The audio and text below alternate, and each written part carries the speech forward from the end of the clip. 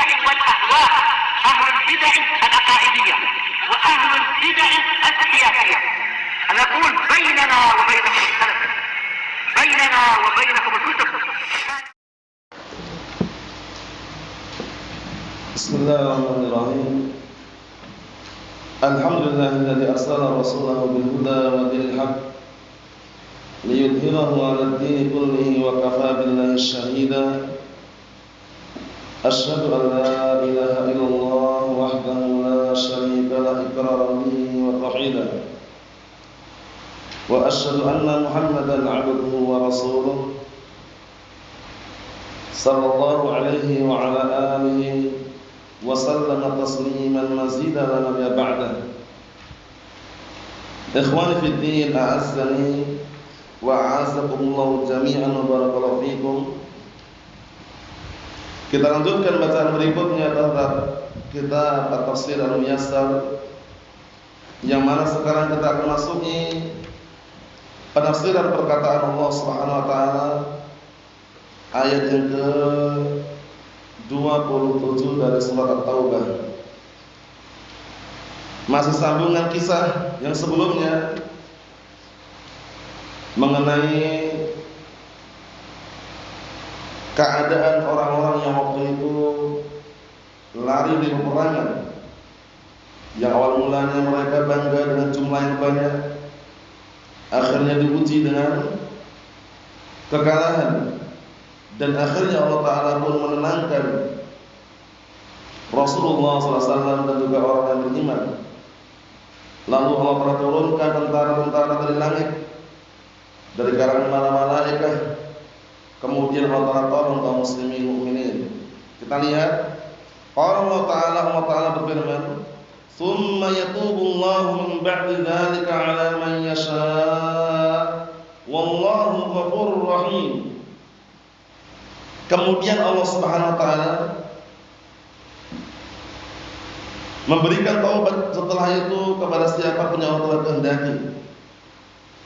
Wallahu ghafurur rahim, dan Allah Ta'ala zat yang Maha Pengampun dan Maha Penyayang.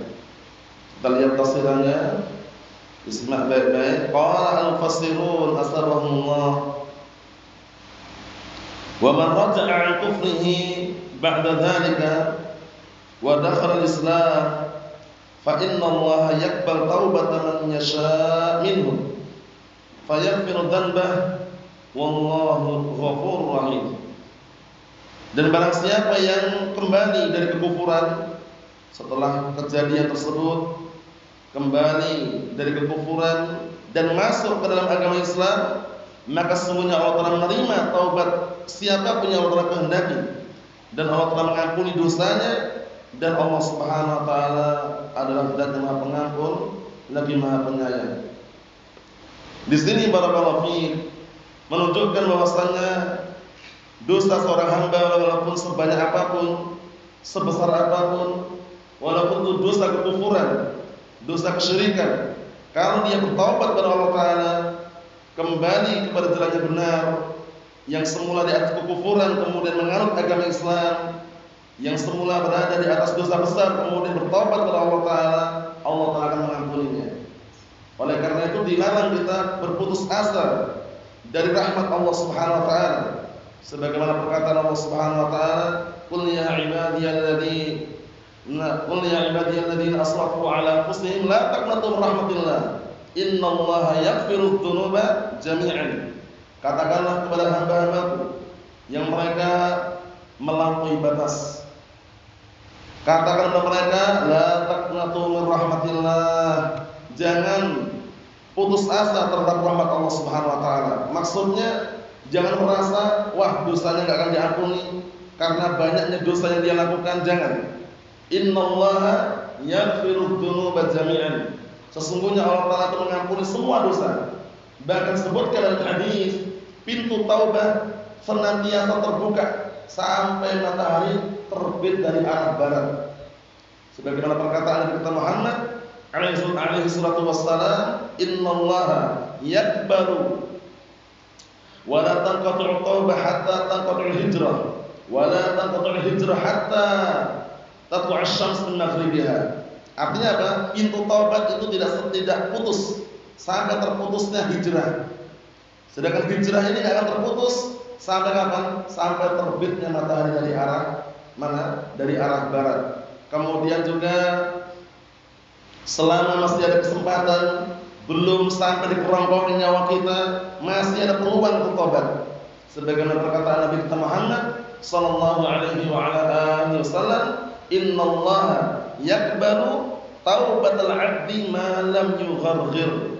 Sesungguhnya Allah Ta'ala menerima taubatnya seorang hamba selama apa? Selama nyawa belum sampai di kerongkongan. Ikhwan fi din, a'azzani wa a'azzakumullah jami'an, barakallahu fikum. Lihat ayat yang kita baca tadi. Sudah terjatuh dalam kekufuran, kemudian kalau kembali kepada agama Islam, masuk ke dalam agama Islam, Allah Ta'ala menerima taubatnya. Kita lihat ayat yang berikutnya. Qala Allah Ta'ala, "Ya ayyuhalladzina amanu innamal musyrikuuna najasun fala yaqrabul masjidal haram ba'da 'amihim hadza wa in khiftum 'ailatan fasawfa yughnikumullah min fadlihi in syaa'a innallaha 'alimun hakim." Artinya barakallahu fiik, wahai orang yang beriman, sesungguhnya orang musyrikin itu najis. Para ulama telah menjelaskan najis di sini bukan najis badannya terisi, tapi najis maknawi, najis kesyirikan yang ada pada diri mereka. Jadi kalau misalkan antum lewat berpapasan ternyata ditakdirkan bersenggolan dengan orang kafir, itu tidak perlu bersuci lagi karena badannya kan najis. Jadi pahami, najis di sini adalah najis maknawi. Nanti akan kita lihat dalam tafsirannya. Dan jelaskan para ulama bahwa najisnya bukan hissi tapi maknawi, najis kesyirikan. Nah, lihat, maka janganlah mereka mendekat kepada Masjidil Haram setelah tahun ini. Paham ya? Jadi setelah tahun 9 Hijriah. Karena pada waktu itu mereka masih apa? Nah, barakallahu bolak-balik ada yang di antara mereka berbuat kekufuran, berbuat kesyirikan. Bahkan dulu di zaman jahiliyah barakallahu fiik, itu ketika tawaf mengelilingi Ka'bah mereka telanjang. Pakaian-pakaian mereka pakai mereka lepas semuanya. Karena mereka merasa pakaian tersebut pakaian yang penuh dengan dosa. Pakaian yang penuh dengan dosa sehingga mereka merasa tidak nyaman ketika tawaf mengelilingi Ka'bah dalam kondisi apa? Memakai pakaian tadi. Mereka lepas semuanya. Seraya mereka mengatakan al-yauma yabdu ba'duhu aw kulluh wa ma bada minhu fala uhillu. Pada hari ini nampak sebagiannya atau nampak semuanya. Yang nampak darinya tidak aku halalkan. Maksudnya mereka sebatas tawaf dan keliling Ka'bah. Jadi tidak saling melihat menatap itu walaupun telanjang. Nah itu ternyata apa? Dihapus semua, dilarang. Nah, setelah datangnya Islam dan kejayaan Islam, maka orang musyrikin tidak boleh lagi apa? Berada atau tinggal di sekeliling di dekat Masjidil Haram. Kita lihat tadi tafsirannya. Wa in khiftum 'ainatan, kalau seandainya kalian takut, khawatir terjadi kemiskinan, karena waktu itu antara kaum muslimin dan musyrikin itu mereka saling bisnis, ya, transaksi jual beli, intinya perdagangan. Nah, kalau ditutup, disegel, nggak boleh lagi masuk ke wilayah haram, otomatis apa? Ekonominya akan terhambat. Nah, disebutkan di sini nggak usah khawatir. Nah, jika kalian khawatir kemiskinan atau kefakiran disebabkan oleh putus tadi, dilarangnya musyrikin tinggal di tanah haram atau dekat dengan Masjidil Haram, yughnikumullah min fadlihi insya. Niscaya Allah Ta'ala akan memberikan kecukupan pada kalian dari keutamaannya jika Allah Ta'ala menghendaki. Jadi nggak usah khawatir. Nah, innallaha alimun hakim. Sesungguhnya Allah Ta'ala Zat yang Maha mengetahui dan Maha bijaksana. Allahul musta'an. Kita lihat yang berikutnya tafsirannya. Qala al-mufassirun asbahumullah. Ya ma'syarul mu'minin, innamal musyrikuuna rijsun wa khabathun. Wahai segenap kaum mukminin, sesungguhnya orang musyrikin itu apa? Najis dan kotor. Rijs itu kadang-kadang ungkapan yang maknanya najis. Paham ya? Jadi kadang lafaznya najasun maknanya rijsun. Paham ya? Nah, fala tumakkinuhum minal iqtirab minal haram. ba'da hadzal 'am at-tasi' min al-hijrah. Masyaallah. Maka kalian jangan membiarkan mereka tinggal dekat dengan Masjidil Haram setelah tahun ini. Tahun berapa? Tahun 9 Hijriah. Karena tahun 8 Hijriah terjadi apa? Fathu Makkah, dibukakannya kota Mekah.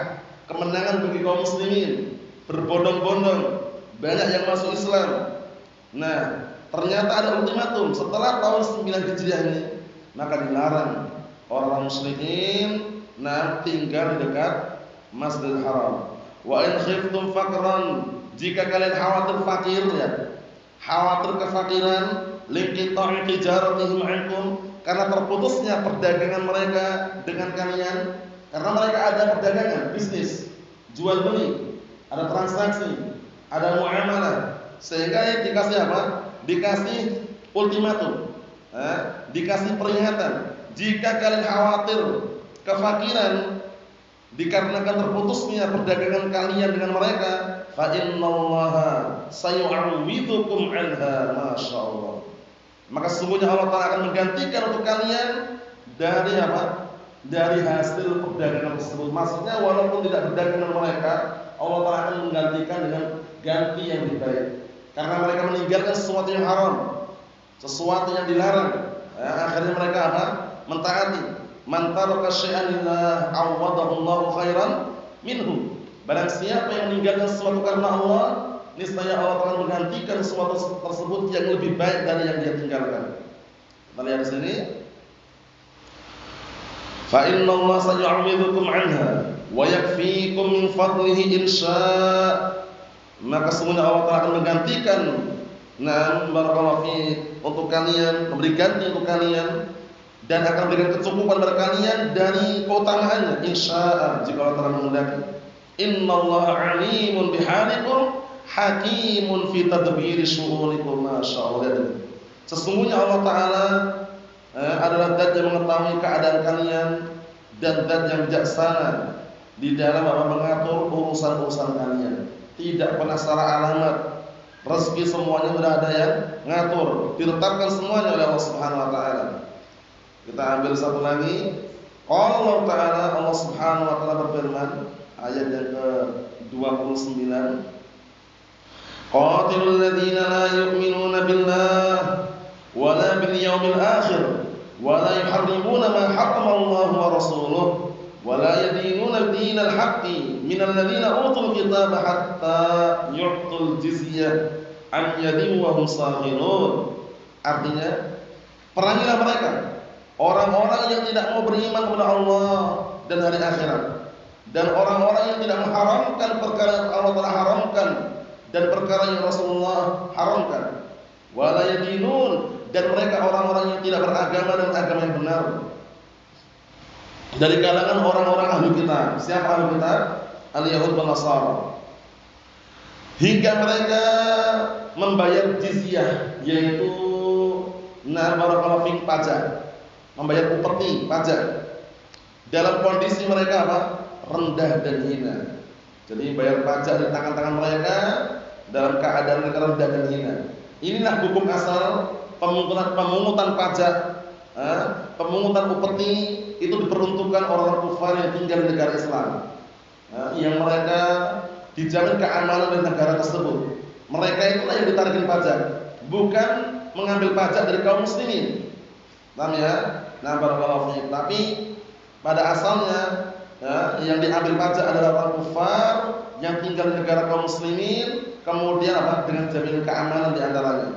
Nah, kita lihat tafsirannya biar tambah jelas. Qala al-mufassirun asbahumullah ayyuhal muslimuna qatilul kuffar alladziina la yu'minuna billah. Wahai orang muslimin, perangilah orang kafir yang mereka tidak beriman kepada Allah, wa la yu'minuna bil ba'tsi wal jazaa, dan mereka yang tidak beriman dengan hari kebangkitan dan hari pembalasan. Karena orang-orang kafir mengingkari. Jadi mereka meyakini kalau sudah mati itu enggak dibangkitkan lagi. Itu keyakinan yang batil. Paham ya? Keyakinan yang batil. Kalaupun sudah meninggal dan mati, sudah jadi tanah, itu pun nanti ada satu organ tubuh secara global yang tidak termakan oleh tanah, yaitu apa? tulang ekor. Ya kan? Sebagaimana perkataan Nabi kita Muhammad alaihi salatu wassalam, kullu bani Adam ya'kuluhu turab illa adbat dhanab minhum khuliq wa fihi yurakkab. Semua bani Adam kalau dah mati dikebumikan akan dimakan oleh tanah kecuali tulang ekor. Dari tulang ekor itu akan apa? Nah, barakallahu fiik, disusun kembali dan akan diciptakan kembali. Jadi anggapan orang kafir itu anggapan yang batil. Makanya disebutkan dalam surat At-Taghabun, apa kata Allah Subhanahu wa taala? Za'ama alladziina kafaru allan yub'atsu qul bala wa rabbi la tub'atsunna tsumma la tunabba'unna bima 'amiltum wa dzalika 'ala Allahi yasir. Artinya apa? Orang-orang kafir mereka beranggapan bahwasanya apa? Allan yub'atsu. Mereka enggak akan dibangkitkan lagi. Mati udah, enggak dibangkitkan lagi. Nah, tapi apa kata Allah Subhanahu wa taala? Qul bala wa rabbi. Katakanlah, bahkan demi Rabbku, la tub'atsunna tsumma la tunabba'unna bima 'amiltum wa dzalika 'ala Allahi yasir. Sungguh kalian akan dibangkitkan dan akan dikumpulkan dan akan dikabarkan dengan apa yang dulu kalian kerjakan. Yang demikian itu bagi Allah sangat mudah. Jadi kalau kita bangkitkan, membuat sesuatu yang pernah ada, itu sangat mudah. Apalagi apa barakallahu fiik. Nah, bagi Allah Taala semuanya mudah. Sebagaimana perkataan Allah Subhanahu wa taala, "Kama bada'na awal khalqin nu'idu wa'dan 'alaina inna kunna fa'ilin." Sebagaimana awal permulaan kami ciptakan, kami pun akan memulai kembali. Itu adalah janji dari kami. Allah Taala akan mengerjakannya. Maksudnya bagaimana barakallahu fiik? Mewujudkan sesuatu yang enggak ada dan mudah, apalagi cuma mengulangi. Bisa dipahami? Nah, wa dzalika 'ala Allahi bi'aziz. Yang demikian bagi Allah Taala bukan perkara yang sulit. Orang kafir menganggap kalau udah mati udah, enggak dibangkitkan lagi. Kita lihat lagi. Qala al-mufassiruna sabahumullah wa la yastanibuna ma nahallahu 'anhu wa rasuluh. Lihat.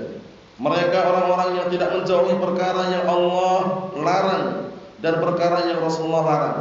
Mereka-mereka ini yang diperintahkan untuk diperangi. Wa la yaltazimuna ahkam syariatul Islam minal yahud wan nasara. Dan mereka orang-orang yang tidak berpegang teguh dengan hukum-hukum syariat Islam dari kalangan Yahud dan Nasara. Nah, ini ada hukum tersendiri. Al-Yahud dan Nasara, mereka yang tidak istiqamah dengan syariat Islam, maksudnya tidak mau masuk Islam dan tinggal di negara kufar, apa yang akan dikenakan untuk mereka?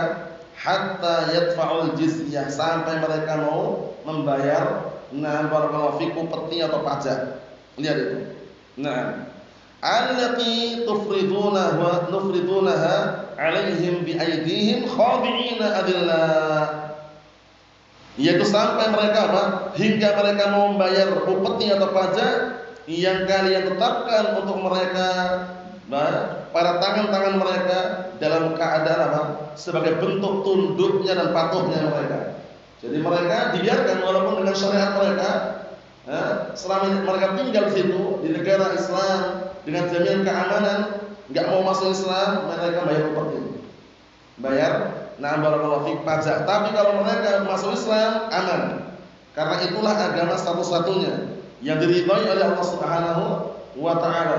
Sebagaimana perkataan Allah Subhanahu wa taala, "Wa man yabtaghi ghairal islami dinan falan yuqbala minhu wa huwa fil akhirati minal khasirin." Barang siapa yang mencari agama selain Islam sebagai agama, maka tidak akan diterima sedikit pun darinya dan dia termasuk orang-orang yang rugi. Yang kedua, perkataan Allah Subhanahu wa taala, "Innad dina 'indallahil Islam." Sesungguhnya agama yang diridhai di sisi Allah taala hanya agama Islam. Kemudian perkataan Allah Subhanahu wa taala, "Al-yauma akmaltu lakum dinakum wa atmamtu 'alaikum ni'mati wa raditu lakumul Islam dinan."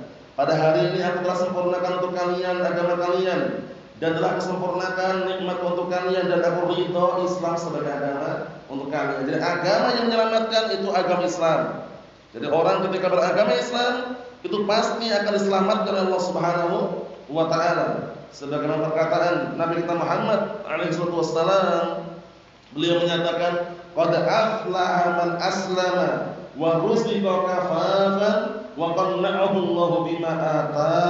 Sungguh telah beruntung orang yang beragama Islam, kemudian diberikan rezeki yang cukup dan dia merasa cukup dengan pemberian Allah taala yang Allah taala berikan walaupun sedikit. Syahidnya di sini barakallahu fiik, hukum asal jizyah, pajak, upeti itu pada asalnya diambil dari orang kafir yang tinggal di negara kaum muslimin dengan jaminan keamanan selama mereka tidak mau masuk Islam dan tidak tunduk dengan syariat Islam, maka barakallahu fiik mereka dikenakan pajak atau upeti tadi. Adapun penarikan pajak untuk kaum muslimin yang tinggal di negara sendiri, kemudian barakallahu fiik di tanah sendiri, kendaraan milik sendiri, itu pada asalnya adalah kezaliman. Namun di saat kita tidak bisa mengelak, namun mereka yang mengharuskan, dosanya bukan kita yang menanggung. Karena apa? Karena pada asalnya harta, barang, benda yang kita miliki itu milik kita, tidak ada pajak di sana aslinya. Paham ya? Adapun nanti harus pajak tanah, pajak ini, itu semuanya peraturan-peraturan yang tidak ada dasarnya dari Al-Quran maupun As-Sunnah. Yang ada dalam Al-Quran, yang ditarik pajak, diambil pajaknya adalah orang kafir yang tinggal di negara kaum muslimin dengan jaminan keamanan di antaranya. Wallahu a'lam bishawab. Wassallallahu alaihi wasallam. Walhamdulillahirabbil alamin.